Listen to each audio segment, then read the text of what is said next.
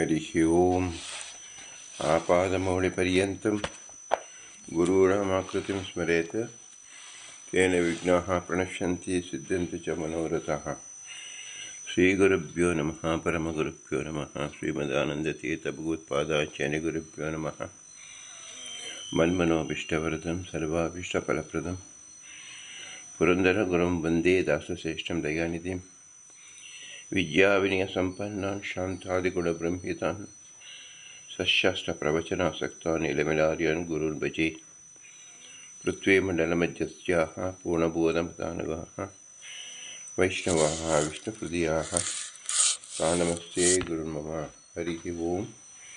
ಶ್ರೀಶಃ ಪಾಹಿ.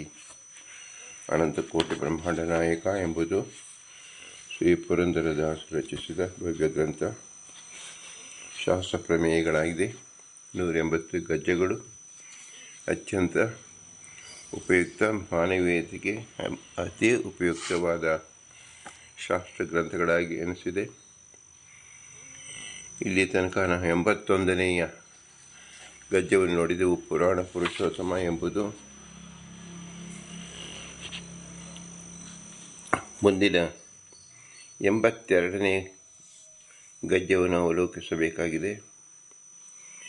82ನೇ ಗದ್ಯ ಅಕ್ರೂರ ವರದ, 83ನೇ ಗದ್ಯ ಅಂಬರೀಷ ವರದ, 84ನೇದು ನಾರದ ವರದ, 85ನೇ ಗದ್ಯ ಪ್ರಹ್ಲಾದ ವರದ, 86ನೇ ಗದ್ಯ ಗಜೇಂದ್ರ ವರದ, 87ನೇ ಗದ್ಯ ಮುಚುಕುಂದ ವರದ, 88ನೇ ಗದ್ಯ ಧ್ರುವ ವರದ, 89ನೇ ಗದ್ಯ ವಿಭೀಷಣ ವರದ, 90ನೇ ಗದ್ಯ ಪುಂಡರೀಕ ವರದ,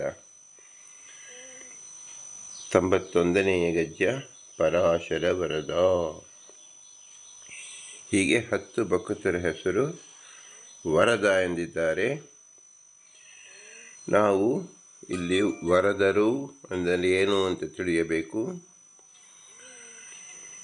ಈ 10 ಜನ ವರದರು ನವವಿಧ ಭಕ್ತಿ ಉದಾಹರಿಸಿರುವ ಭಕ್ತರಿವರು, ನವವಿಧ ದ್ವೇಷದಿಂದ ದೂರ ಸರಿದವರು.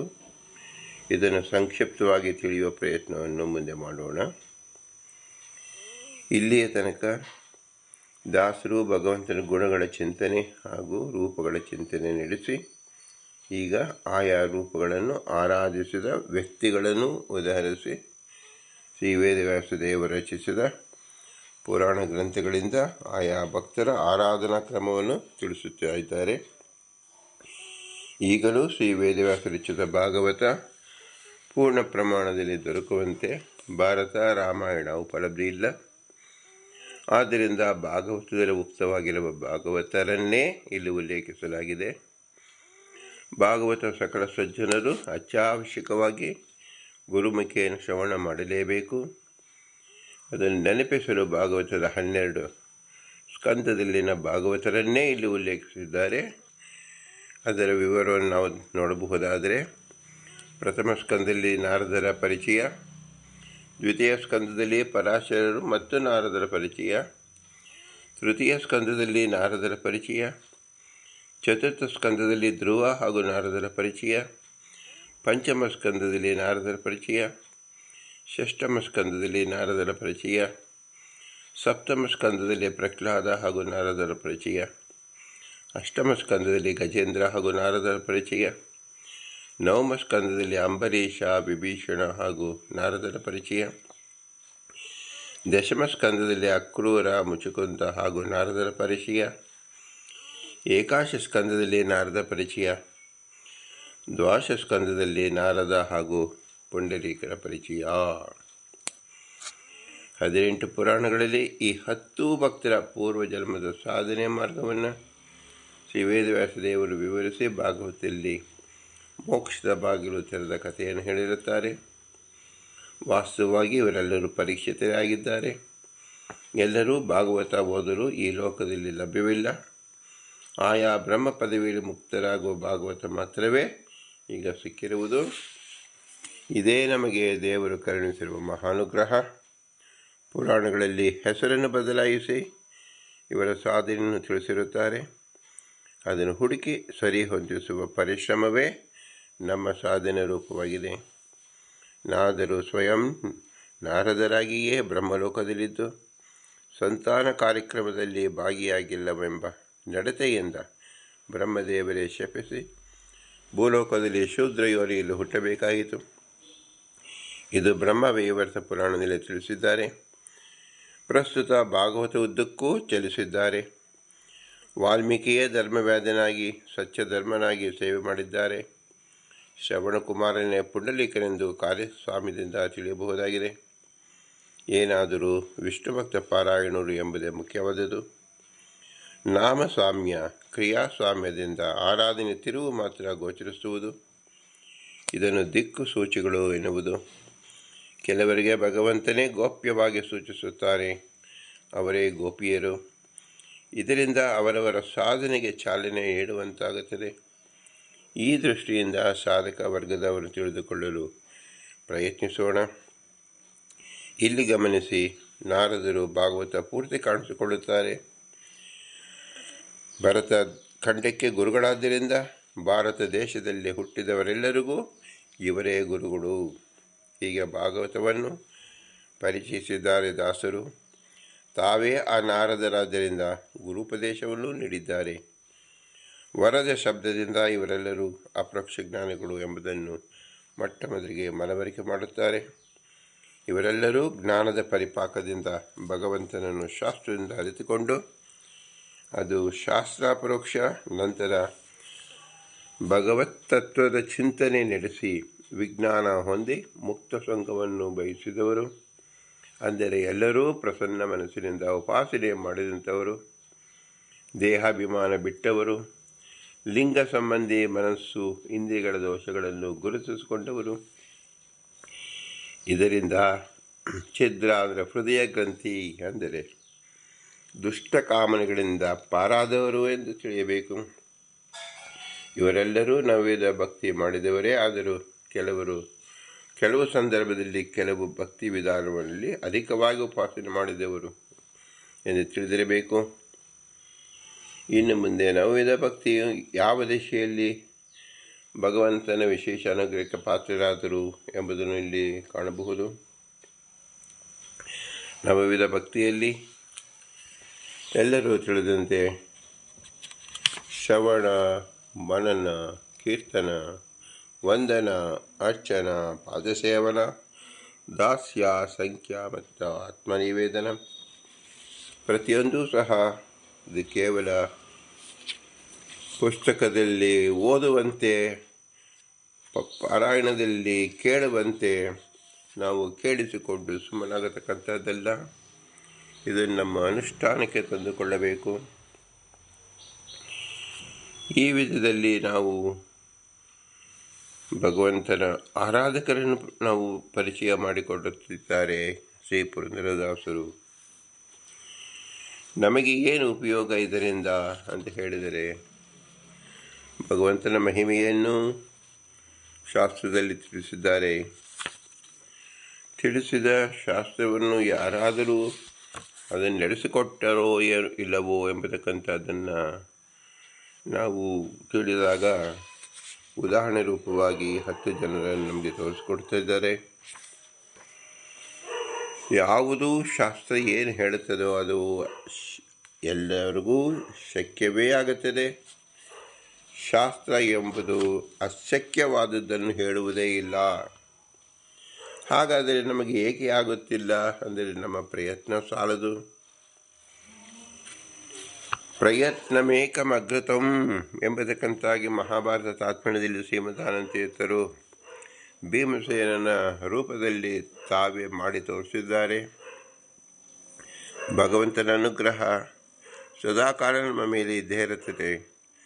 ಆದರೆ ನಾವು ಪ್ರಯತ್ನದಲ್ಲಿ ಶತಾಂಶ ಕೊಟ್ಟಾಗ ಮಾತ್ರ ಭಗವಂತನ ಅನುಗ್ರಹ ನಮಗೆ ವ್ಯಕ್ತವಾಗುವುದು. ಮನುಷ್ಯನಾಗಿ ಹುಟ್ಟುವುದು ಅನೇಕ ಜನ್ಮದ ಪುಣ್ಯ ಮತ್ತು ಪಾಪದ ಪರಿಪಾಕದಿಂದ ಮನುಷ್ಯ ಜನ್ಮದಲ್ಲೇ ಅನುಭವಿಸಬೇಕಾದ ಕೆಲವು ಪಾಪಗಳಿಗೋಸ್ಕರವಾಗಿ ಮನುಷ್ಯ ಜನ್ಮವನ್ನು ಕೊಡುತ್ತಾನೆ. ಮನುಷ್ಯ ಜನ್ಮದಲ್ಲಿ ಆರಾಧಿಸುವಕ್ಕೋಸ್ಕರವಾಗಿ ಮನುಷ್ಯ ಜನ್ಮವನ್ನು ಕೊಡುತ್ತಾನೆ. ಇದು ಪುಣ್ಯದ ಪರಿಪಾಕದಿಂದ ಅದು ತಿಳಿಯಬೇಕು. ಶಾಸ್ತ್ರವು ನಮಗೆ ಯಾವುದು ಸಾಧ್ಯವಿಲ್ಲವೋ ಅದು ಹೇಳುವುದೇ ಇಲ್ಲ. ನಾವು ಪ್ರಯತ್ನವನ್ನು ಶತಾಂಶ ಮಾಡುತ್ತಿಲ್ಲ ಎಂಬುದೇ ಇಲ್ಲಿ ನಾವು ಚೆನ್ನಾಗಿ ತಿಳಿಯಬೇಕಾದದ್ದು. ವಿಶ್ವದ ಪ್ರತಿಸ್ಪರ್ಧಿಯಾಗಿ ವಿಶ್ವದಲ್ಲಿ ಒಂದು ಪ್ರಖ್ಯಾತವನ್ನು ನಾವು ಕಳೆದುಕೊಳ್ಳುವಾಗ, ಒಂದು ಆಟಕ್ಕಾಗಿ, ಕ್ರೀಡೆಗಾಗಲಿ, ವಿದ್ಯಾಭ್ಯಾಸಕ್ಕಾಗಲಿ ನಾವು ಎಷ್ಟು ಶ್ರಮವನ್ನು ಹಾಕುತ್ತೇವೆಯೋ ಆ ಶ್ರಮವನ್ನು ವಿಶ್ವದ ಯಾವ ಜನರು ಆ ಕಾಲದಲ್ಲಿ ಹಾಕುವುದೇ ಇಲ್ಲ. ಆದ್ದರಿಂದ ವಿಶ್ವದಲ್ಲಿ ಪ್ರಥಮ ಪ್ರಶಸ್ತಿ ಎಂಬುದನ್ನು ಕೇವಲ ಬೆರಳು ಎಣಿಕೆ ಎಣಿಸುವಂಥ ಕೆಲವು ಜೀವರು ಹೊಂದುತ್ತಾರೆ.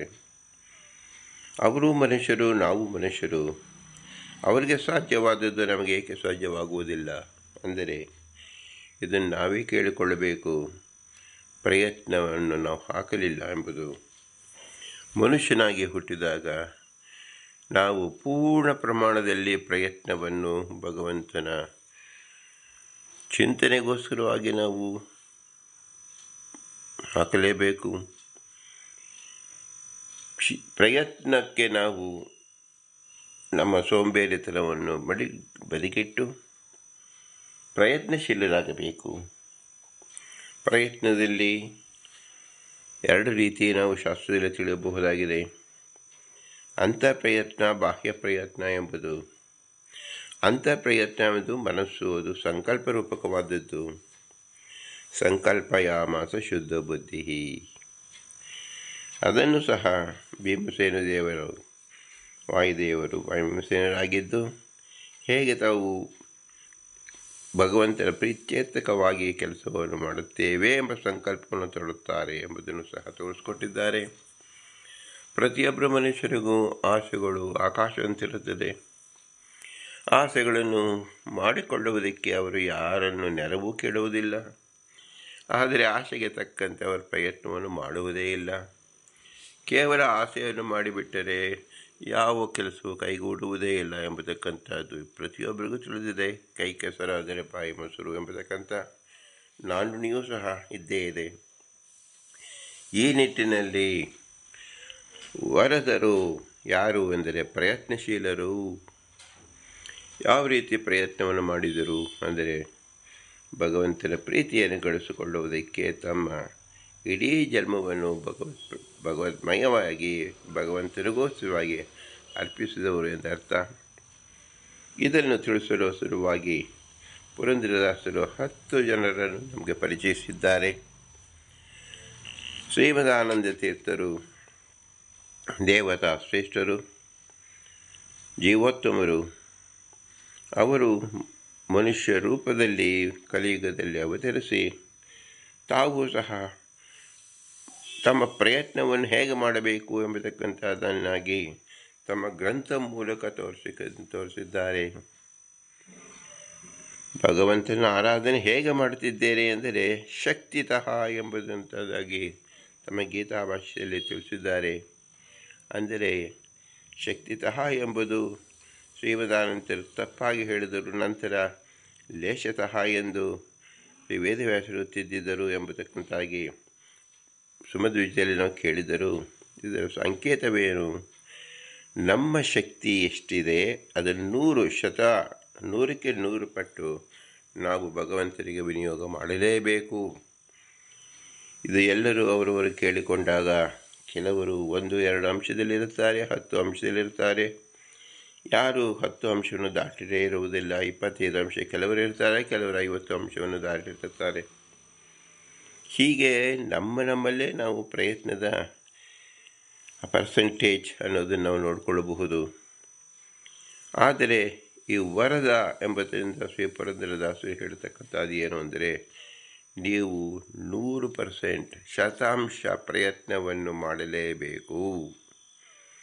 ಮಾಡಿದಾಗ ಮಾತ್ರ ಭಗವಂತನ ಅನುಗ್ರಹ ನಿಮಗೆ ವ್ಯಕ್ತವಾಗುವುದು, ಇಲ್ಲದಿದ್ದರೆ ಇಲ್ಲ, ನಿಮ್ಮ ಜನ್ಮ ವ್ಯರ್ಥ ಎಂಬುದನ್ನು ಸ್ಪಷ್ಟವಾಗಿ ತಿಳಿಸಿದ್ದಾರೆ. ಶ್ರೀಮದಾನಂದ ತೀರ್ಥರು ತಾವು ವಾಯುದೇವರಾಗಿ ಶ್ರೀಮದಾನಂದ ತೀರ್ಥರಾಗಿ ಅವತಾರ ಮಾಡಿ 37 ಸುವರ್ಣಮಯ ಗ್ರಂಥವನ್ನು ರಚಿಸಿದ್ದಾರೆ. 37 ಎಂಬತಕ್ಕಂಥದ್ದು ಯಾವುದು? 3 7 ಅಂದರೆ 10, ಅದೇ 10ರ ಸಾಧಕರು. 37 ಎಂಬತಕ್ಕಂಥದ್ದು ಏನು? ಸದಾ ನಮ್ಮದಲ್ಲಿ ಧ್ಯಾನಿಸಬೇಕಾದ ಸರ್ವಮೂಲ ಎನಿಸಿಕೊಳ್ಳುವುದು. 37 ಗ್ರಂಥಗಳಲ್ಲಿ ನಾವು ಪ್ರತಿದಿನವೂ ನಾವು ಸ್ಮರಣೆ ಮಾಡಲೇಬೇಕು. ಬ್ರಹ್ಮಸೂತ್ರ ಭಾಷ್ಯ, ಅಣುಭಾಷ್ಯ, ಅನುವ್ಯಾಖ್ಯಾನ, ನ್ಯಾಯವಿವರಣ, ತತ್ವಸಂಖ್ಯಾನ, ತತ್ವವಿವೇಕ, ತತ್ವಜ್ಯೋತ, ವಿಷ್ಣು ತತ್ವ ನಿರ್ಣಯ, ಉಪಾಧಿ ಖಂಡನ, ಮಾಯಾವಾದ ಖಂಡನ, ಪ್ರಪಂಚಮಿತ್ಯತ್ವಾನುಮಾನ ಖಂಡನ, ಪ್ರಮಾಣ ಲಕ್ಷಣ, ಕಥಾಲಕ್ಷಣ, ಕರ್ಮ ನಿರ್ಣಯ, ಗೀತಾಭಾಷ್ಯ, ಗೀತಾ ತಾತ್ಪರ್ಯ ನಿರ್ಣಯ, ಋಗ್ಭಾಷ್ಯ, ಐತರೇಯ ಉಪನಿಷದ್ ಭಾಷ್ಯ, ತೈತರೇಯ ಉಪನಿಷದ್ ಭಾಷ್ಯ, ಬೃಹದಾರಣ್ಯಕ ಉಪನಿಷದ್ ಭಾಷ್ಯ, ಈಶಾವಾಸ ಉಪನಿಷದ್ ಭಾಷ್ಯ, ಕಾಟಕ ಉಪನಿಷದ್ ಭಾಷ್ಯ, ಚಾಂದೋಗ್ಯ ಉಪನಿಷದ್ ಭಾಷ್ಯ, ಅಥರ್ವಣ ಭಾಷ್ಯ, ಮಾಂಡ್ಯೂಕ ಉಪನಿಷದ್ ಭಾಷ್ಯ, ಷಟ್ಪೃಷ್ಠೋಪನಿಷದ್ ಭಾಷ್ಯ, ತಳವಕಾರ ಉಪನಿಷದ್ ಭಾಷ್ಯ, ಮಹಾಭಾರತ ತಾತ್ಪರ್ಯ ನಿರ್ಣಯ, ಭಾಗವತ ತಾತ್ಪರ್ಯ ನಿರ್ಣಯ, ತಂತ್ರಸಾರ ಸಂಗ್ರಹ, ಸದಾಚಾರ ಸ್ಮೃತಿ, ಕೃಷ್ಣಾಮೃತ ಮಹಾರ್ಣವ, ಜಯಂತಿ ನಿರ್ಣಯ, ಯತಿ ಪ್ರಣವಕಲ್ಪ, ಯಮಕ ಭಾರತ, ನರಸಿಂಹ ನಖಸ್ತೋತ್ರ ಮತ್ತು 37ನೇದು ದ್ವಾದಶ ಸ್ತೋತ್ರ. ಹೀಗೆ 37 ಸ್ತೋತ್ರವನ್ನು ಪ್ರತಿದಿನವೂ ಪ್ರತಿಯೊಬ್ಬ ವೈಷ್ಣವರು ನಾವು ಸ್ಮರಣೆ ಮಾಡಲೇಬೇಕು. 37 ಎಂಬತಕ್ಕಂಥದ್ದು ಸರ್ವಮೂಲ ಎನಿಸಿಕೊಳ್ಳುವುದು. ಸರ್ವಮೂಲ ಅಂದರೆ ಏನು? ನಮ್ಮ ಉಸಿರಿನ ಪ್ರತಿಯೊಂದು ಉಸಿರಿಗೂ ಈ ಸರ್ವಮೂಲವನ್ನು ತಾಳಿ ಹಾಕಿಕೊಳ್ಳಬೇಕು ಎಂದರ್ಥ. ಯಾವುದೇ ಕೆಲಸಕ್ಕೆ ಭಗವಂತನನ್ನು ಆರಾಧನೆ ಮಾಡಲಿಕ್ಕೆ ಈ ಸರ್ವಮೂಲವನ್ನು ನಾವು ಅನುಸರಿಸಲೇಬೇಕು. ಸರ್ವಮೂಲ ಎಂಬತಕ್ಕಂಥದ್ದು ಶ್ರೀಮದಾನಂದತೀರ್ಥರ ಕೇವಲ ಭಾವಚಿತ್ರವೇ ಆಗಿದೆ. ಗ್ರಂಥರೂಪಮೇವ ಮನ್ಯಮಾನಃ ಅಂದರೆ ಗ್ರಂಥವೇ ಶ್ರೀಮದಾನಂದತೀರ್ಥರ ರೂಪ. ಈ ಪ್ರತಿಯೊಂದು ಸರ್ವಮೂಲದಲ್ಲಿ ಪ್ರತಿ ಅಕ್ಷರ, ಪ್ರತಿ ವರ್ಣ, ಪ್ರತಿ ರೇಖಾ, ಪ್ರತಿ ಪದ, ವಾಕ್ಯ, ಪ್ರಕರಣ, ಗ್ರಂಥ ಎಲ್ಲವೂ ಭಗವಂತನ ಮೂರ್ತಿಗಳಾಗಿದೆ. ಶ್ರೀಮದಾನಂದ ತೀರ್ಥರು ಸರ್ವಮೂಲ ಎಂಬ ಹೆಸರಿನಿಂದ ಭಗವಂತನ ಪ್ರತಿಯೊಂದು ರೂಪವನ್ನು ಕಂಡು ಆರಾಧಿಸಿದ್ದಾರೆ. ಹೇಗೆ ಆರಾಧಿಸಿದ್ದಾರೆ ಅಂದರೆ ಅವರೊಂದು ಪ್ರತಿ ಅಕ್ಷರದಲ್ಲೂ ಸಹ ಭಗವಂತನ ರೂಪಗಳನ್ನು ಚಿಂತನೆ ಆಗಿದೆ. ಪ್ರತಿಯೊಂದು ಹರಿಯ ನಾಮವಾಗಿದೆ, ಹರಿಯ ಗುಣವಾಗಿದೆ, ಹರಿಯ ಕ್ರಿಯವಾಗಿದೆ, ಹರಿಯ ರೂಪವಾಗಿದೆ. ಎಲ್ಲದಲ್ಲೂ ಸಹ ತಾವು ಭಗವಂತನನ್ನೇ ಕಾಣುತ್ತಾ ಇದ್ದಾರೆ. ಆದ್ದರಿಂದ ಅದು ಸುವರ್ಣಮಯವಾಗಿದೆ. ಆದ್ದರಿಂದ ಸರ್ವಮೂಲದಲ್ಲಿ ಪ್ರತಿಪಾದ್ಯವಾಗಿರ್ತಕ್ಕಂಥದ್ದು ಏನು? ಹರಿಸರ್ವೋತ್ತಮತ್ವ. ಆದ್ದರಿಂದ ಸರ್ವಮೂಲ ಎಂಬುದು ಹರಿಸರ್ವೋತ್ತಮ. ನಾವು ಕೇವಲ ಹರಿಸರ್ವೋತ್ತಮ ಎಂಬುದನ್ನು ಹೇಳುತ್ತೇವೆ. ಇದರ ವಿಸ್ತೃತ ವ್ಯಾಖ್ಯಾನ ಯಾವುದು ಅಂದರೆ ಸರ್ವಮೂಲ ಗ್ರಂಥ. ಸರ್ವಮೂಲದಲ್ಲಿ ಎಷ್ಟು ಗ್ರಂಥಗಳಿದೆ? 37 ಗ್ರಂಥಗಳಿದೆ. ಅದರ ಹೆಸರುಗಳು ಏನು ಎಂಬತಕ್ಕಂಥ ನಾವು ತಿಳಿಯದೆ ಕೇವಲ ನಾವು ಅಂತಿಮವಾಗಿ ಹರಿ ಸರ್ವೋತ್ತಮತ್ವ ಎಂಬತಕ್ಕಂಥದ್ದು ನಾವು ಘೋಷಣೆ ಮಾಡುತ್ತೇವೆ. ಆದರೆ ಕೇವಲ ಘೋಷಣೆ ಮಾಡುವುದರಿಂದ ನಮ್ಮ ಪ್ರಯತ್ನ ಕೇವಲ 1%ಗೆ ನಾವು ನಿಂತುಕೊಂಡಾಗುತ್ತದೆ. ನಾವು 100% ಮುಟ್ಟಬೇಕಾದರೆ ಏನು ಮಾಡಬೇಕು? ಸರ್ವೋತ್ತಮತ್ವದ ಹಿನ್ನೆಲೆ ಸರ್ವಮೂಲ. ಸರ್ವಮೂಲ ಎಂಬುದು 37 ಗ್ರಂಥಗಳು. 37 ಗ್ರಂಥದಲ್ಲಿ 32,000 ಶ್ಲೋಕಗಳಿದೆ. ಅದೇ 32,000 ಭಗವಂತನ ರೂಪಗಳು, ಭಗವಂತನ ರೂಪ ಕ್ರಿಯೆಗಳು, ಭಗವಂತನ ಗುಣಗಳು. ಇದನ್ನು ನಾವು ತಿಳಿಯಬೇಕು. ಇದರ ಪ್ರತಿ ಅಕ್ಷರವೂ ಸಹ ಶ್ರೀಮದ್ ರಾಘವೇಂದ್ರ ತೀರ್ಥರು, ಶ್ರೀ ವ್ಯಾಸರಾಜರು, ಶ್ರೀ ಜಯತೀರ್ಥರು ಇವರೆಲ್ಲರೂ ಸಹ ಪ್ರತಿ ಅಕ್ಷರದಲ್ಲಿಯೂ ಭಗವಂತನ ಅನಂತ ರೂಪಗಳನ್ನು ಅರ್ಥ ರೀತಿಯಲ್ಲಿ ತಿಳಿದು ಆನಂದಿಸಿದ್ದಾರೆ, ಕೊಂಡಾಡಿದ್ದಾರೆ, ತಮ್ಮ ಭಾವವನ್ನು ವ್ಯಕ್ತಪಡಿಸಿದ್ದಾರೆ ಗ್ರಂಥಗಳಲ್ಲಿ. ಇದರ ಅನುಭವ ಯಾರಿಗೆ ಎಲ್ಲಿ ತನಕ ಬರುವುದಿಲ್ಲವೋ ಅವರಿಗೆ ಕೇವಲ ಹರಿಸರ್ವೋತ್ತಮ ಎಂಬತಕ್ಕಂಥದ್ದು ಹೇಳುವುದು ಕೇವಲ ಕಾಟಾಚಾರಕವಾಗಿ ಅಂದರೆ ಮಾರ್ಮಿಕವಾಗಿ ಯಾಂತ್ರಿಕವಾಗಿ ಉಳಿಯುತ್ತದೆ ಹೊರತು ಅದರ ಪ್ರಯೋಜನ ಬರುವುದಿಲ್ಲ. ಆದ್ದರಿಂದ ಸರ್ವಮೂಲ ಗ್ರಂಥವನ್ನು ನಾವು ತಿಳಿಯಬೇಕು. ಸರ್ವಮೂಲ ಪ್ರತಿಪಾದ್ಯ ಹರಿಸರ್ವೋತ್ತಮ ತತ್ವವನ್ನು ನೂರಕ್ಕೆ 100% ನಾವು ಪ್ರಯತ್ನಪೂರ್ವಕವಾಗಿ ನಾವು ಅದನ್ನು ಅನುಸಂಧಾನ ಮಾಡಿಕೊಳ್ಳಬೇಕು. ಹಾಗೂ ಮತ್ತು ಪ್ರಮೇಯಗಳು ಏನು ಅಂದರೆ, ಯಾವುದನ್ನು ಭಗವಂತರು ಪುರಂದರದಾಸರಾಗಲಿ ಎಲ್ಲ ದಾಸವರೇಣ್ಯರು ಒಂದೇ ವರ್ಗದಿಂದ ಹೇಳಿರ್ತಕ್ಕಂಥದ್ದು ಯಾವುದು? ಭಗವಂತನನ್ನು ಸಾಮ್ಯ, ಭಗವಂತನ ಎಲ್ಲರೂ ಯಾರೂ ಸಾಮ್ಯವಿಲ್ಲ, ಭಗವಂತನು ಪೂರ್ಣನಾಗಿದ್ದಾನೆ, ಭಗವಂತ ಶ್ರೇಷ್ಠನಾಗಿದ್ದಾನೆ. ಶ್ರೀಹರಿ ಪರತರಹ, ಭಗವಂತನಿಗೆ ಸಮೀಪನಾದವರು ಯಾರೂ ಇಲ್ಲ. ಅಂದರೆ ನವರತ್ನ ಮಾಲಿಕ ಎಂದ ಹೆಸರು. ಇದನ್ನು ಶ್ರೀಪಾದರಾಜರು ನಮಗೆ ಒಂದೇ ಶ್ಲೋಕದಲ್ಲಿ ಎಂದು ತೋರಿಸಿದ್ದಾರೆ. ಶ್ರೀಮನ್ ಮಧ್ವಮತೆ ಹರಿಪರತರಃ ಸತ್ಯಂ ಜಗತ್ ತತ್ವತೋ ವೇದಾಃ ಜೀವಗಣಾಃ ಹರೇರನುಚರಾಃ ನೀಚೋಚ್ಚ ಭಾವಂ ಗತಾಃ ಮುಕ್ತಿರ್ನೈಜ ಸುಖಾನುಭೂತಿಃ ಅವಲಾ ಭಕ್ತಿಶ್ಚ ಸಾಧನಂ ಕಕ್ಷಾದ ತೃತೀಯಂ ಪ್ರಮಾಣಂ ಅಖಿಲಾಮ್ನೈಕವೇದ್ಯೋ ಹರಿಹಿ. ಈ ಅಮೂಲ್ಯದಂತಿರುವ 9 ವೈದಿಕ ಪ್ರಮೇಯಗಳು ಶ್ರೀಪಾದರಾಜರು ಈ ಪದ್ಯದಲ್ಲಿ ಸಂಗ್ರಹಿಸಿ ಕರುಣಿಸಿದ್ದಾರೆ. ಅವುಗಳನ್ನು ಹೇಗೆ ತಿಳಿಯಬೇಕು ಅಂದರೆ, ಹರಿ ಸರ್ವೋತ್ತಮ ದೇವತೆ, ವಿಶ್ವವು ಸತ್ಯ, ವೇದ ಸತ್ಯವಾಗಿದೆ, ಜೀವರೆಲ್ಲರೂ ಎಲ್ಲ ಕಾಲದಲ್ಲೂ ಹರಿದಾಸರೇ, ಜೀವರಲ್ಲಿ ಕಾಣುವ ನೀಚೋಚ್ಛತೆ ಸತ್ಯ ಹಾಗೂ ನಿತ್ಯವಾಗಿದೆ, ಅವರ ಯೋಗ್ಯತೆಗೆ ಅನುಗುಣವಾದ ಸ್ವಾಭಾವಿಕ ಆನಂದ ಅಭಿವ್ಯಕ್ತಿಯೇ ಮುಕ್ತಿ, ನಿರ್ಮಲ ಭಕ್ತಿಯೇ ಮುಕ್ತಿ ಸಾಧನ, ಪ್ರತ್ಯಕ್ಷ ಯುಕ್ತಿ ಆಗಮ ಈ 3 ಪ್ರಮಾಣಗಳು ಎಲ್ಲ ವೇದಗಳಿಂದ ಪರಮ ಮುಖ್ಯ ವೃತ್ತಿಯಿಂದ ಪ್ರತಿಪಾದ್ಯನಾದವನು ಶ್ರೀಹರಿ. ಈ 9 ಪ್ರಮೇಯಗಳ ಮನನಕ್ಕೆ ಪೂರಕವಾಗಿ ವೇದ, ಇತಿಹಾಸ, ಪುರಾಣ ವಚನಗಳು ಪ್ರಮಾಣ ಸಂಗೃತಿಯಲ್ಲಿ ಸಂಪೂರ್ಣವಾಗಿ ತಿಳಿಸಿದ್ದಾರೆ. ಹರಿ ಪರತರಹ ಎಂಬುದು ನಮಗೆ ಅತ್ಯಂತ ಮುಖ್ಯ. ಅನಂತ ಜೀವ ಜಡಗಳ ತವರಾದ ಈ ವಿಶ್ವ ಆಕಸ್ಮಿಕವಲ್ಲ. ಇದರ ನಿರ್ಮಾಣ ನಮ್ಮಂತಹ ಅಲ್ಪಾಯುಗಳು ಸಹ ಮಾನವರಿಂದ ಸಾಧ್ಯವಾದುದಲ್ಲ. ಈ ಹಿನ್ನೆಲೆಯಲ್ಲಿ ಇಂತಹ ವಿಶ್ವದ ಸೃಷ್ಟಿಗೆ ಕಾರಣವನ್ನು ಒಪ್ಪುವುದು ಅನಿವಾರ್ಯವಾಗಿದೆ. ಕೇವಲ ಜೀವರು ಮತ್ತು ಜಡಗಳಿಂದ ವಿಶ್ವ ಸೃಷ್ಟಿ ಸಾಧ್ಯವಿರದ ಕಾರಣ ಇದರ ನಿರ್ಮಿತಿಗೆ ಅಗತ್ಯವಿರುವ ಸಾರ್ವಜ್ಞ, ಸರ್ವಶಕ್ತ ಮತ್ತು ಪರಿಪೂರ್ಣತೆ ಉಳ್ಳ ಪರಮಚೇತನನ್ನು ಒಪ್ಪುವುದು ಅನಿವಾರ್ಯವಾಗಿದೆ.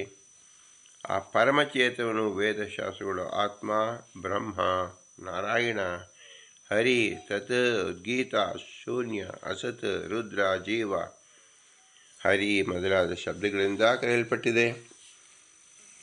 ವೇದಗಳಲ್ಲಿ ಭಗವಂತನ ವಿಷ್ಣುವಿನ ಮಹಿಮೆಯನ್ನು ತಿಳಿಸಿದೆ. ಈ ವಿಶ್ವದ ಹುಟ್ಟಿನ ಮೊದಲು ಚತುರ್ಮುಖನಾಗಲಿ ಮುಕ್ಕಣ್ಣನಾಗಲಿ ಇರಲಿಲ್ಲ, ಕೇವಲ ನಾರಾಯಣ ಮಾತ್ರ ಇದ್ದನು. ಏಕೋ ನಾರಾಯಣ ಬ್ರಹ್ಮನ ಶಂಕರ. ಇದೆಲ್ಲ ವಾಕ್ಯಗಳು ಸಹ ಭಗವಂತನೇ ತಿಳಿಸುತ್ತಾ ಇದೆ. ನಾಮಾನಿ ಸರ್ವಾಣಿ ಯಂ ಆವಿಶಂತಿ ತಂ ವೈ ವಿಷ್ಣು ಪರಮಂ ಉದಾಹರಂತಿ ಎಂಬುದಾಗಿ ವಿಷ್ಣು ಪರತ್ವವನ್ನೇ ತಿಳಿಸುತ್ತದೆ. ಇಲ್ಲಿ 4ನೇ ಮತ್ತು 5ನೇ ಪದಗಳೇನಿದೆ ಅದು ಜೀವನಕ್ಕೆ ಸಂಬಂಧಪಟ್ಟಿದೆ. ಜೀವಗಣಾಃ ಹರೇರನುಚರಾಃ ಎಂದು ಹೇಳಿದಾಗ ಅನುಚರ ಎಂಬ ಶಬ್ದದ ಪರಿಷ್ಕಾರವನ್ನು ತಿಳಿಯಬೇಕು. ಜೀವಕರ್ತೃತ್ವ ಅಂದರೆ ಏನು ಅಂತ ತಿಳಿಯಬೇಕು. ಜೀವನ ಕರ್ತೃತ್ವ ಸ್ವಾಭಾವಿಕವೇ? ಜೀವನ ಕರ್ತೃತ್ವ ಅನನ್ಯಾಧೀನ ಕರ್ತೃತ್ವವಲ್ವಾ? ಶ್ರೀಹರಿಯಿಂದ ಪ್ರಾಪ್ತವಾದ ಜೀವನ ಕರ್ತೃತ್ವ ಯಾವುದು? ಶ್ರೀಹರಿಯ ಪ್ರೇರಕ ಶಕ್ತಿ ಇಲ್ಲದಿದ್ದರೆ ಜೀವನು ಅಚೇತನವೇ ಸರಿ. ಹರಿಯಲ್ಲಿ ಮುಖ್ಯ ಸ್ವಾತಂತ್ರ್ಯ, ಇತರಲ್ಲಿ ಮೃತ್ಯತ. ವಿಷ್ಣು ಸರ್ವಮಯ ಎಂಬುದರ ವಿಶ್ಲೇಷಣೆ, ವಾಯುಜೀವೋತ್ತಮ ಜ್ಞಾನದ ಅವಶ್ಯಕತೆ, ಶಾಂಡಿಲ್ಯ ತತ್ವ ತಿಳಿಸಿದ ಕಾರಯಿತ ಎಂಬ ವಿವೇಚನೆ, ಜೀವನು ಸ್ವತಂತ್ರ ಕರ್ತನಲ್ಲ ಎಂಬತಕ್ಕಂಥದ್ದನ್ನು ತಿಳಿಯಬೇಕು. ವಿಷ್ಣು ರಹಸ್ಯದಲ್ಲಿ ಶ್ರೀಹರಿ ತಿಳಿಸಿದ ಜೀವನ ಪರಾಧೀನ ಕರ್ತೃತ್ವ, ಬ್ರಹ್ಮ ವಿಷಯ ವಿಚಾರದಲ್ಲಿ ಕರ್ತೃತ್ವ ಮತ್ತು ಅಭೇದ ಪರವೆಂದು ತೋರುವ ವಾಕ್ಯಗಳ ಸರಿಯಾದ ಅರ್ಥದ ಭೇದ, ಕಾರ್ಯ ಘಟನೆಯಾಗಲು 5 ಕಾರಣಗಳು ಯಾವುದು? ಎಲ್ಲ ಜೀವರು ಶ್ರೀಹರಿ ಮೃತ್ಯುರ ಮೇಲೆ ಪ್ರಮಾಣಗಳೇನು? ಶಾಸ್ತ್ರ ಮರ್ಯಾದೆ ಮೀರಿದ ಸ್ವೇಚ್ಛಾಚಾರ ಹೇಗೆ ಭಗವಂತನೇ ನಿಂದಿಸಿದ್ದಾನೆ ಎಂಬುದನ್ನು ತಿಳಿಯಬೇಕು. ಜೀವಗಣ ನೀಚೋಚ ಭಾವಂ ಗತಾಹ ಎಂಬುದು ಜೀವರು ತಾರತಮ್ಯಪೇತರು ಎಂದು ತಿಳಿಯಬೇಕು. ಜೀವರ ಅಪ್ರೋಕ್ಷವು 3 ವಿಧವಾಗಿದೆ. ದೇವತೆಗಳಲ್ಲಿ ಅಂತರ್ಯಾಮಿತ್ವೇನ ಉಪಾಸಿತ ಶ್ರೀಹರಿ ಮೋಕ್ಷದಾತೃ. ತಾರತಮ್ಯದ ಮಹತ್ವವನ್ನು ತಿಳಿಸಿದ ಕೃಷ್ಣ ಗರುಡ ಪುರಾಣ ಬ್ರಹ್ಮಕಾಂಡದಲ್ಲಿ ತಿಳಿಸಿದ್ದಾರೆ. ಸನತ್ ಕುಮಾರ ಉಪದೇಶ ತಾರತಮ್ಯ ಚಿಂತನೆ ಚಾಂದ್ಯೋಗ್ಯ ಉಪನಿಷತ್ತಲ್ಲಿದೆ. ಏದಾಮನಾಥ್ ಸೂತ್ರದಲ್ಲಿ ತಿಳಿಸುವ ತಾರತಮ್ಯ ಅವಧಿ ತಿಳಿಸಿದೆ. ತಂತ್ರಸಾರ ಸಂಗ್ರಹ ತಿಳಿಸಿದ ತತ್ವಾಭಿಮಾನಿ ದೇವತೆಗಳ ವಿವರ ಇದೆ. ಅವರವರ ದೇವತೆಗಳು ಉತ್ತಮರಾದ ದೇವತೆಗಳ ಅಧೀನದಿಂದ ಧ್ಯಾನ ಮಾಡಬೇಕು. ತಾತ್ಪರ್ಯದಲ್ಲಿ ಬಂದ ತಾರತಮ್ಯದ ವಿವರ ಇದೆ. ದೇವತಾ ಕಕ್ಷ ತಾರತಮ್ಯ, 14 ವಿಧ ತಾರತಮ್ಯ, ಎಲ್ಲರಿಂದಲೂ ಎಲ್ಲ ಬದಿವಾಗಿಯೂ ಶ್ರೇಷ್ಠನಾದ ಶ್ರೀಹರಿ. ದೇವತೆಗಳಿಗೆ ಮಿಥ್ಯಾಜ್ಞಾನವಿಲ್ಲ, ಅಸುರಿಗೆ ಯಥಾರ್ಥ ಜ್ಞಾನವಿಲ್ಲ ಎಂಬುದನ್ನು ಮುಖ್ಯವಾಗಿ ತಿಳಿಯಬೇಕು. ಗೀತಾಚಾರ್ಯ ನಿರೂಪಿಸುವ ಆಹಾರ ತ್ರೈವಿಧ್ಯ, ಯಜ್ಞ ತ್ರೈವಿಧ್ಯ, ತಪಸ್ತ್ರೈವಿಧ್ಯ, ಮಾನುಷ ತಪಸ್ಸಿನ ತ್ರೈವಿಧ್ಯ, ದಾನಗಳ ತ್ರೈವಿಧ್ಯ, ಧರ್ಮ ವೈಲಕ್ಷಣ್ಯ, ಜ್ಞಾನ ತ್ರೈವಿಧ್ಯ, ಕರ್ಮ ತ್ರೈವಿಧ್ಯ, ಕರ್ತೃಗಳಲ್ಲಿರುವ ತ್ರೈವಿಧ್ಯ, ಬುದ್ಧಿ ತ್ರೈವಿಧ್ಯ, ಧೃತಿ ತ್ರೈವಿಧ್ಯ, ಸುಖದಲ್ಲಿನ ವಿಭಾಗ, ತಮೋಯೋಗ್ಯರು ತಿಳಿದ ಪರಮಾತ್ಮನ ಸ್ವರೂಪ, ಮುಕ್ತಿಯೋಗ್ಯರ ತಿಳುವಳಿಕೆ ಮತ್ತು ಉಪಾಸನ ಕ್ರಮ ಪ್ರಕಾರ, ಇವೆಲ್ಲವನ್ನು ನಾವು ವರದರು ಎಂಬುದರಲ್ಲಿ ನಾವು ಏನು ಹೇಳ್ತಾ ಇದ್ದೀವಿ, ಅವರು ಇದನ್ನು ತಿಳಿದು ಉಪಾಸನೆ ಮಾಡಿದ್ದರಿಂದ ಭಗವಂತನ ವಿಶೇಷ ಅನುಗ್ರಹಕ್ಕೆ ಪಾತ್ರರಾದರು ಎಂಬುದನ್ನು ಸಹ ನಾವು ಇಲ್ಲಿ ತಿಳಿದುಕೊಳ್ಳಬಹುದು. ಎಲ್ಲ ಭಗವಂತನು ಮನುಷ್ಯ ಶರೀರದಲ್ಲಿ ಕೊಟ್ಟಾಗ ಈ ಜನ್ಮ ಬರುವುದೇ ಅತ್ಯಂತ ಬಹಳ ಕಷ್ಟವಾಗಿರುತ್ತದೆ. ಅಂತಹ ಸಮಯದಲ್ಲಿ ಭಗವಂತನು ಕರುಣಿಸಿದ ಮನುಷ್ಯ ಜನ್ಮದಲ್ಲಿ ಸಾರ್ಥಕ ಮಾಡಿಕೊಳ್ಳಬೇಕಾದರೆ ನಾವು ಪೂರ್ಣ ಪ್ರಮಾಣದಲ್ಲಿ ನಮ್ಮ ಪ್ರಯತ್ನವನ್ನು ಹಾಕಲೇಬೇಕು. ಪ್ರಯತ್ನದಿಂದ ಭಗವಂತ ಅವನ ಕಾರುಣ್ಯವನ್ನು ನಾವು ಸಂಪಾದನೆ ಮಾಡಿಕೊಂಡು ಜನ್ಮ ಸಾರ್ಥಕ್ಯವನ್ನು ಹೊಂದಬೇಕು. ಆದ್ದರಿಂದ ಪುರಂದರದಾಸರು ಇಲ್ಲಿ 10 ವರದರ ಚಿಂತನೆಯನ್ನು ನಡೆಸಿದ್ದಾರೆ. 10 ವರದರ ಚಿಂತನೆಯಿಂದ ನಮಗೆ ಎಲ್ಲ ಜೀವರನ್ನೂ ಸಹ ನಾವು ತಿಳಿದಂತೆ ಆಗುತ್ತದೆ. ಆದ್ದರಿಂದ ಈ 10 ಎಂಬತಕ್ಕಂಥದ್ದು ಏನು ಅಂದರೆ ಎಲ್ಲ ಜೀವಗಣಗಳ ಉಪಾಸನೆ ಮಾರ್ಗವನ್ನು ತಿಳಿಯಬೇಕು, ಜೀವ ಪ್ರಕರಣವನ್ನು ತಿಳಿಯಬೇಕು ಎಂದರ್ಥ. ಮೊಟ್ಟ ಮೊದಲಿಗೆ ನಾವು ತಿಳಿಯಬೇಕಾದ ಏನು, ಎಲ್ಲವೂ ನಿತ್ಯ ಪದಾರ್ಥ, ಜೀವ ಶಾಶ್ವತವಾದದ್ದು ಯಾವುದು, ಸ್ವರೂಪ ಅಂದರೆ ಏನು ತಿಳಿಯಬೇಕು. ಮುಖ್ಯವಾಗಿ ಸ್ವರೂಪ ಯಾವುದು ಅಂದರೆ ಮನುಷ್ಯರಲ್ಲಿ ಎಲ್ಲರಿಗೂ ನಾವು ನೋಡುವಂತೆ ಸ್ತ್ರೀ ಪುರುಷ ಭಾವದಿಂದ ಇದ್ದೇವೆ. ಎಲ್ಲರೂ ಸ್ತ್ರೀಯರಲ್ಲ, ಎಲ್ಲರೂ ಪುರುಷರಲ್ಲ, ಇದು ಅವರವರ ಸ್ವರೂಪ ಮಾತ್ರ. ಈ ಸ್ತ್ರೀಯರು ಪುರುಷರು ಮತ್ತು ಸ್ತ್ರೀಯರನ್ನು ತಿಳ್ಕೊಳ್ಳುವುದಕ್ಕೆ ನಮಗೆ ಯಾವ ಶಾಸ್ತ್ರವೂ ಬೇಕಾಗಿಲ್ಲ. ಅದು ಪ್ರಸಿದ್ಧವಾಗಿರತಕ್ಕಂಥದ್ದು. ಇದನ್ನೇ ನಾವು ಸ್ವರೂಪ ಎಂದು ಹೆಸರು. ಈ ಸ್ವರೂಪ ಎಂದು ಬದಲಾಗುವುದಿಲ್ಲ. ಈ ಚಿಂತನೆಯಂತೆ ಬದಲಾಗದ ಅನೇಕ ಅಂಶಗಳನ್ನು ನಾವು ತಿಳಿದುಕೊಳ್ಳುವುದೇ ಯಾವ ವರದರು ಮಾಡಿದಂತಹ ಸಾಧನೆ ಎಂಬುದಿಸಿಕೊಳ್ಳುತ್ತದೆ. ಯಾವ ಪುರುಷರು ಸ್ತ್ರೀಯರಾಗುವುದಿಲ್ಲ, ಯಾವ ಸ್ತ್ರೀಯರು ಪುರುಷರಾಗುವುದಿಲ್ಲ. ಆದರೆ ಕೆಲವೊಂದು ಬಾರಿ ಪುರುಷರು ಪಾಪವಶಾತ್ ಸ್ತ್ರೀಯರಾಗುತ್ತಾರೆ. ಕೆಲವರು ಭಗವಂತನ ವಿಶೇಷ ಅನುಗ್ರಹ ಸಂಪಾದನೆ ಮಾಡೋಕ್ಕೋಸ್ಕರವಾಗಿ ತಾತ್ಕಾಲಿಕವಾಗಿ ಸ್ತ್ರೀತ್ವವನ್ನು ಗಳಿಸಿಕೊಳ್ಳುತ್ತಾರೆ. ಆದರೆ ಮೋಕ್ಷದಲ್ಲಿ ನಿಯತವಾದ ಅವರು ಪುರುಷರಾಗಿಯೇ ಇರುತ್ತಾರೆ, ಸ್ತ್ರೀಯರಾಗಿಯೇ ಇರುತ್ತಾರೆ. ನಿಯತವನ್ನು ಕಂಡುಕೊಳ್ಳುವುದೇ ಪುರುಷಾರ್ಥ. ವರದರು ಎಂದರೆ ಶ್ರೇಷ್ಠತೆಯನ್ನು ಪಡೆದವರು, ಶ್ರೇಷ್ಠತೆಯನ್ನು ಕೊಟ್ಟವನು ವರದ.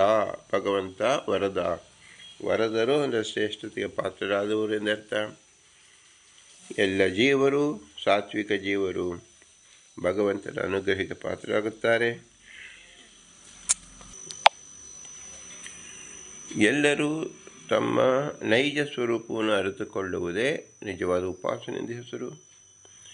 ನಾವು ನೈಜ ಸ್ವರೂಪ ಎಂಬುದು ತಿಳಿದುಕೊಳ್ಳೋದಕ್ಕೆ ಶಾಸ್ತ್ರ ಬೇಕೇನು ಎಂದರೆ, ಹೌದು, ಎಲ್ಲದಕ್ಕೂ ಶಾಸ್ತ್ರ ಬೇಕಿಲ್ಲ. ಆದರೆ ಭಗವಂತ ತತ್ವವನ್ನು ತಿಳಿಯೋಕ್ಕೋಸ್ಕರವಾಗಿ ನಾವು ಶಾಸ್ತ್ರವನ್ನು ಶರಣಾಗಲೇಬೇಕು. ಇಲ್ಲಿ ಎರಡು ಮುಖ್ಯವಾದ ತತ್ವ: ನಮ್ಮನ್ನು ನಾವು ತಿಳಿಯುವುದು ಒಂದು, ಮತ್ತು ಭಗವಂತನ ತಿಳಿಯುವುದು ಎರಡನೆಯದು. ನಮ್ಮನ್ನು 100% ಶತಾಂಶವಾಗಿ ತಿಳಿಯಬೇಕು ಅಂದರೆ ಏನರ್ಥ ಅಂದರೆ, ನಾವು ಲೋಕದಲ್ಲಿ ಸ್ತ್ರೀ ಪುಂ ಎಂಬುದು ನೋಡುತ್ತೇವೆ. ಇದೇ ಸ್ವರೂಪ ಎಂದು ಹೆಸರು. ಸ್ವರೂಪ ಎಂದರೆ ಎಂದು ಬದಲಾಗದ ಗುಣ. ಸ್ತ್ರೀಯರು ಎಂದು ಪುರುಷರಾಗುವುದಿಲ್ಲ, ಪುರುಷರೆಂಬುದು ಎಂದು ಸ್ತ್ರೀಯರಾಗುವುದಿಲ್ಲ. ಈಗ ಪ್ರಮಾಣವಚವು ಸಹ ಪುಮಾಂಸೋಪಿ ಪಾಪಾತ್ ಕಾಮಶ್ರೀತ್ವಂ ಯಾಂತಿ ಯಾಂತಿ ಶ್ರೀತ್ವಂ ಪುಮಾಂಸೋಪಿ ಪಾಪತಃ ಕಾಮತೋಪಿ ವಾ ನ ಸ್ತ್ರೀಯೋ ಯಾಂತಿ ಪುಂಸತ್ವಂ ಸ್ವಭಾವಾದೇವ ಯಸ್ತ್ರೀಯಃ ಪುಂಸಾ ಸದೇವ ಪುಂದೇಹೇ ಸ್ಥಿತಿಸ್ತ್ಯಾದ್ವಾರಣತಃ ತಜ್ಜನ್ಮನಿ ವರಾಹ ಪಾಪಜಾತೇಭ್ಯೋ ನಿಜ ಶಾಸ್ತ್ರೀಯಃ. ಇಲ್ಲಿ ಏನು ವಿಶೇಷವಾಗಿ ತಿಳಿಸಿದ್ದಾರೆಂದರೆ, ಸ್ತ್ರೀಯರು ಎಂದು ಪುರುಷರಾಗುವುದು ಯಾವ ಇತಿಹಾಸದಲ್ಲೂ ಇಲ್ಲ. ಅದು ಅವರ ಸ್ವರೂಪ, ಸ್ತ್ರೀತ್ವ. ಪುರುಷರು ಕೆಲವು ಬಾರಿ ಕೆಲವು ಕಾರಣದಿಂದ ಸ್ತ್ರೀಯರು ಆಗಬಹುದು, ಆದರೆ ಅದು ನಿತ್ಯವಾಗಿ ಉಳಿಯುವುದಿಲ್ಲ. ಒಟ್ಟಿನಲ್ಲಿ ತಿಳಿಯಬೇಕಾದ ಏನು, ಸ್ತ್ರೀಯರು ಮತ್ತು ಪುರುಷರು ಎಂಬತಕ್ಕಂಥದ್ದು ಅನಾದಿ ನಿತ್ಯವಾದ ಸ್ವರೂಪ ಲಕ್ಷಣ. ಇಂತಹ ಲಕ್ಷಣಗಳು, ಅನಂತ ಲಕ್ಷಣಗಳು, 106 ಲಕ್ಷಣವನ್ನು ಪುರುಷ ತಿಳಿಯಬೇಕು, ಶತಾಂಶಪೂರ್ಣವಾಗಿ ತಿಳಿಯಬೇಕು. ನಾನು ಪುರುಷ ಎಂಬುದನ್ನು ನೀವು ಎಷ್ಟು ಸ್ಪಷ್ಟವಾಗಿ ತಿಳಿಯಬೇಕೋ, ನಾನು ಸ್ತ್ರೀ ಎಂಬುದನ್ನು ನೀವು ಎಷ್ಟು ಚೆನ್ನಾಗಿ ತಿಳಿಯಬೇಕೋ, ಅಷ್ಟೇ ಚೆನ್ನಾಗಿ ಭಗವಂತನ ಸರ್ವೋತ್ತಮತ್ವವನ್ನು ತಿಳಿಯಬೇಕು. ಜೀವರು ನಿತ್ಯರು ಎಂಬತಕ್ಕಂಥ ತಿಳಿಯಬೇಕು. ಜೀವರು ಅಸ್ವಾತಂತ್ರ್ಯರು ತಿಳಿಯಬೇಕು. ಭಗವಂತನ ಪ್ರಸಾದದಲ್ಲೇ ಮುಕ್ಷಿ ಅಂತ ತಿಳಿಯಬೇಕು. ಪಂಚಭೇದ ತಾರತಮ್ಯವನ್ನು ತಿಳಿಯಬೇಕು. ಇವೆಲ್ಲವನ್ನು ತಿಳಿಸುವ ಪ್ರಕರಣವೇ ಜೀವ ಪ್ರಕರಣ ಎಂದು ಹೆಸರು. ಆದ್ದರಿಂದ ಇಲ್ಲಿ ಪುರಂದರದಾಸರು ವರದರು ಎಂಬ 10 ಜನರನ್ನು ಪ್ರಸ್ತಾಪಿಸಿ ಜೀವ ಪ್ರಕರಣವನ್ನು ಉಪದೇಶ ಮಾಡುತ್ತಿದ್ದಾರೆ. ಇದು ಅತ್ಯಂತ ಅಮೂಲ್ಯ ಗ್ರಂಥವಾಗಿ, ಅಮೂಲ್ಯವಾದ, ನಮಗೆ ಅಭ್ಯಾಸಕ್ಕೆ ಬೇಕಾಗಿರತಕ್ಕಂಥ ಅತ್ಯವಶ್ಯಕವಾದ ವಿಷಯವಾಗಿರುವುದರಿಂದ ನಾವು ನಮ್ಮನ್ನು ಎಷ್ಟು ಚೆನ್ನಾಗಿ ತಿಳಿದುಕೊಳ್ಳುತ್ತೇವೆಯೋ ಅದಕ್ಕೆ ಆತ್ಮಸಾಕ್ಷಾತ್ಕಾರ ಎಂದು ಹೆಸರು. ಆಗ ಭಗವಂತನನ್ನು ಆರಾಧನೆ ಮಾಡುತ್ತ ವಿಶಿಷ್ಟ ಕ್ರಮವನ್ನು ಸಹ ನಾವು ತಿಳ್ಕೊಳ್ಳೋಕ್ಕೆ ಸಾಧ್ಯವಾಗುತ್ತದೆ. ನಮ್ಮ ಪಾತ್ರವೇ ಇಲ್ಲದೆ ಭಗವಂತನ ಹೇಗೆ ಆರಾಧಿಸುವುದು ಸಾಧ್ಯವಿಲ್ಲ. ಆದ್ದರಿಂದ ವರದರು ಎಂಬತಕ್ಕಂಥ ವಿಷಯದಲ್ಲಿ ಜೀವ ಪ್ರಕರಣವನ್ನು ಶ್ರೀ ಪುರಂದರದಾಸರು ವಿಶೇಷವಾಗಿ ಏನು ಅನುಗ್ರಹ ಮಾಡುತ್ತಾರೋ ಅದು ಮುಂದೆ ನೋಡೋಣ.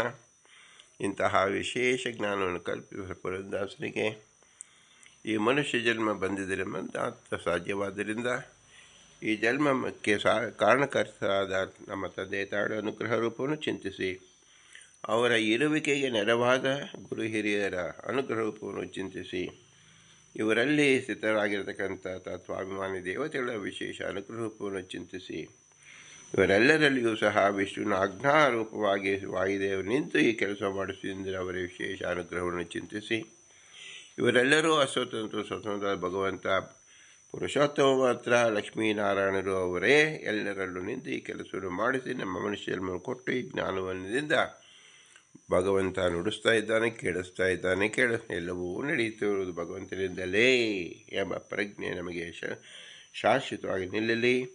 ಅದನ್ನು ಶ್ರೀ ಪುರಂದರದಾಸರ ಮೂಲಕ ನಮಗೆ ಅನುಗ್ರಹಿಸಲಿ ಎಂದು ಪ್ರಾರ್ಥನೆ ಮಾಡಿ, ಭಗವಂತನಿಗೆ ಅವು ಉಪಕಾರ ಸ್ಮರಣೆ ಹೇಗೆ ಸಲ್ಲಿಸುವುದು ಅಂದರೆ ಭೂಯಿಷ್ಠಾಂತಿ ನಮ್ಮ ಉಕ್ತಿಮಿದೇವ, ಭೂಯಿಷ್ಠಾಂತಿ ನಮ್ಮ ಉಕ್ತಿಮಿದೇಮ, ಭೂಯಿಷ್ಠಾಂತಿ ನಮ್ಮ ಉಕ್ತಿಮಿದೇಮ ಎಂದು ವಿನಮ್ರವಾಗಿ ನೆಮಿಸೋಣ.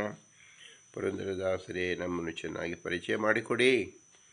ತನ್ಮೂಲಕ ಭಗವಂತನ ವಿಶೇಷವಾದ ಅನುಗ್ರಹವನ್ನು ಸಂಪಾದನೆ ಮಾಡಲಿಕ್ಕೆ ಅನುಗ್ರಹವನ್ನು ಮಾಡಿ ಎಂದು ಪ್ರಾರ್ಥಿಸೋಣ. ಭಾರತೀಯರ ಮುಖ್ಯ ಪ್ರಾಣ ಅಂತಿರುವುದು ಶ್ರೀಕೃಷ್ಣಾರ್ಪಣಮಸ್ತು. ಹರಿ ಓಂ, ಹರಿ ಓಂ, ಹರಿ ಓಂ.